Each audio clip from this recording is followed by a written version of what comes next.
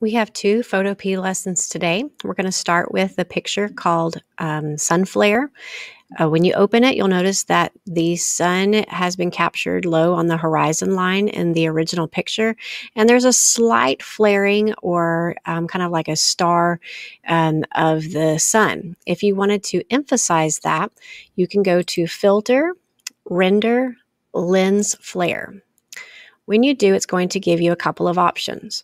There's different looking flares to begin with. This is called Lens 1, kind of looks more like planets than an actual lens flare. Lens 2 is a little bit more subtle. Lens 3 adds a bit of color. Lens 4